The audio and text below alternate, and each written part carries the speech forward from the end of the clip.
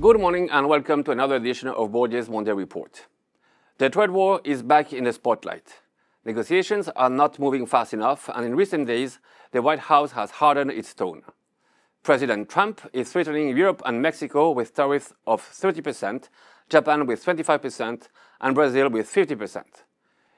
These new rates will only come into force on 1st of August, which in fact becomes the new deadline.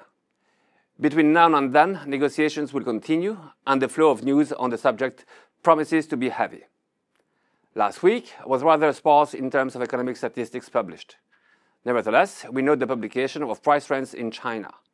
While consumer prices are once again moving very slightly into positive territory on an annual basis, producer prices are contracting even further.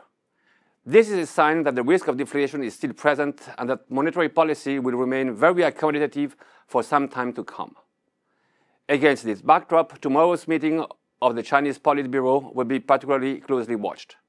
Stimulus measures designed in particular to stimulate domestic consumption will be welcome, not only to boost activity that will be affected by the trade war, but also to get prices moving up again. The confusion over customs duty is not causing too much concern on financial markets.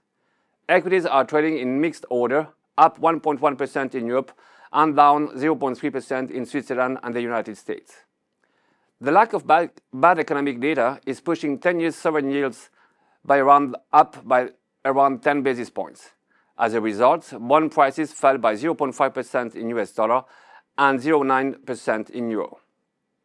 The dollar index rose by 0.7%, but this did not prevent gold from rebounding by 1% over the week. The week ahead will be a busy one for economic releases. In the United States, we have inflation figures, industrial production, retail sales, and consumer confidence. In the Eurozone, we have the publication of industrial production and the trade balance. Finally, in China, we have the publication of GDP growth for the second quarter. We like the German company Heidelberg. The company has a good balance sheet and strong free cash flow growth. Above all, it is directly exposed to the German fiscal stimulus plan, which we will focus on the country's infrastructure. The stock has performed very well since the start of the year, and we plan to increase our exposure in the event of any weakness. That's all for today. Thank you for your attention and see you next week.